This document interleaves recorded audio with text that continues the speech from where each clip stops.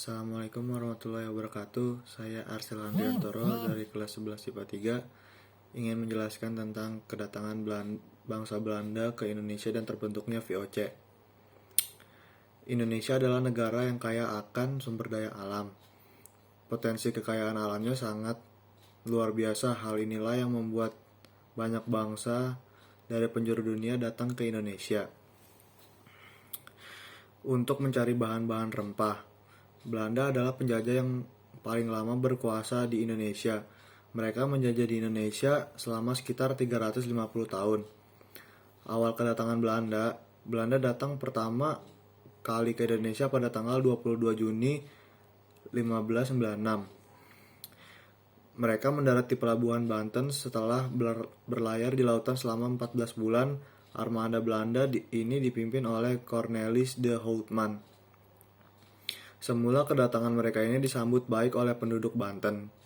Tetapi lama-lama Belanda menunjukkan sikap yang serakah, kasar dan sombong. Inilah yang menyebabkan rakyat Banten mengusirnya. Akhirnya dengan terpaksa Belanda harus menyingkir dari Banten. Belanda kemudian berlayar ke Bali, namun armada Belanda di Bali tidak mendapat sambutan dengan baik. Akhirnya mereka memutuskan kembali ke Eropa dengan tangan hampa serta menanggung kerugian yang sangat besar. Tahun 1598, untuk kedua kalinya Belanda datang di Banten. Armada ini dipimpin oleh Jacob van Eyck dan Van Warwick. Sikap mereka lebih ramah daripada sebelumnya sehingga kedatangan mereka ini disambut dengan baik. Akhirnya orang Indonesia mengizinkan mereka berdagang. Orang Belanda semakin banyak yang datang dan pelayaran bangsa Belanda yang kedua ini berhasil mendapatkan hasil yang sangat memuaskan. Mereka pulang ke negeri Belanda dengan kapal-kapal yang dipenuhi rempah-rempah. Pembentukan VOC. Terbukanya jalur perdagangan di Indonesia menyebabkan munculnya persaingan di antara para pedagang, baik dengan Belanda sendiri maupun dengan pedagang Eropa lainnya. Mereka bersaing untuk membeli rempah-rempah sebanyak-banyaknya dari Indonesia. Pada tanggal 20 Maret 1602, Belanda mendirikan Persatuan Dagang atau Kongsi Dagang, yaitu Perkumpulan Dagang Hindia Timur yang disingkat VOC. Tujuan utama didirikannya VOC adalah untuk memenangkan persaingan dagang dan mendapatkan keuntungan yang sebesar-besarnya. Pimpinan VOC disebut Gubernur Jenderal VOC yang pertama adalah Peter Both. Untuk memperkuat kedudukan VOC di Indonesia, pemerintah Belanda memberikan hak istimewa atau hak oktroi kepada VOC. Berikut ini yang menjadi hak istimewa VOC. 1. Hak untuk monopoli perdagangan. 2. Hak untuk memungut pajak. 3. Hak untuk memiliki tentara sendiri. 4. Hak untuk menguasai dan mengikat perjanjian dengan kerajaan-kerajaan di daerah yang dikuasainya.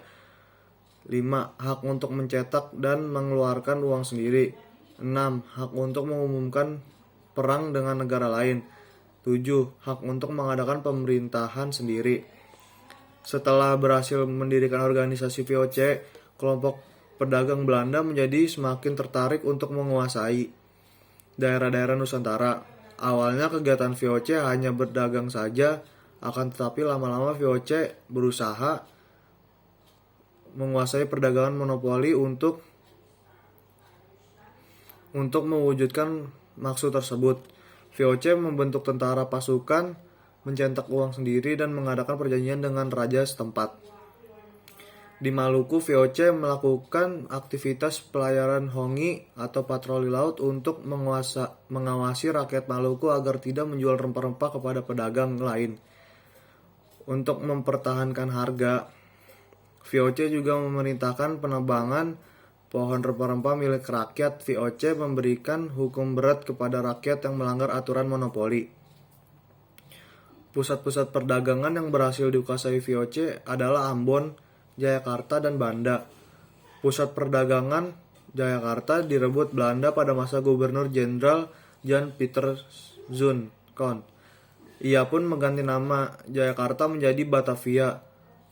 Koen kemudian membangun kota Batavia dengan gaya Belanda. Kantor VOC yang awalnya ada di Ambon dipindahkan ke Batavia. VOC yang melakukan monopoli perdagangan rempah-rempah, artinya rempah-rempah dari rakyat Indonesia hanya boleh dijual kepada VOC dengan harga yang sangat murah.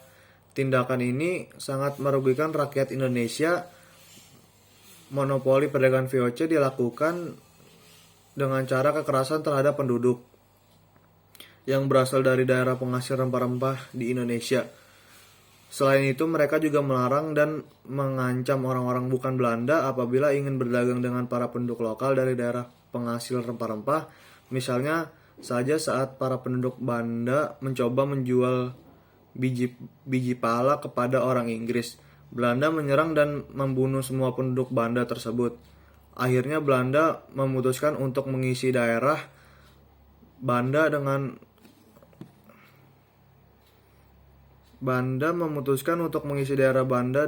budak-budak dan pekerja lain untuk menghasilkan biji pala karena ulah VOC tersebut.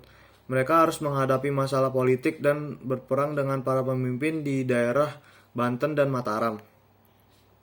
Pembubaran VOC.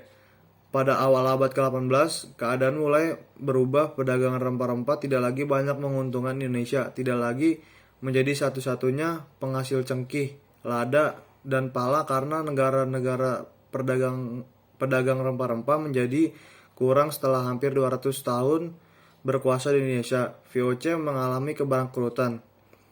Penyebab kebangkrutan VOC: 1.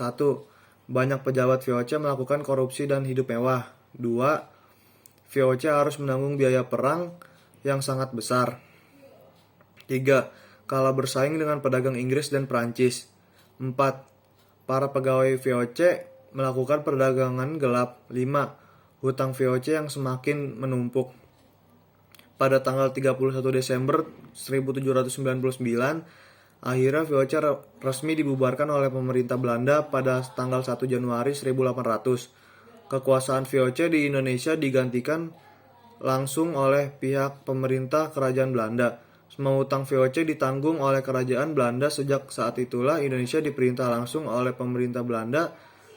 Pemerintahan Kerajaan Belanda atas wilayah Indonesia ini berlangsung sampai tahun 1942. Pemerintah Belanda di Indonesia dinamakan Pemerintahan Hindia Belanda. Sekian dari saya. Wassalamualaikum warahmatullahi wabarakatuh.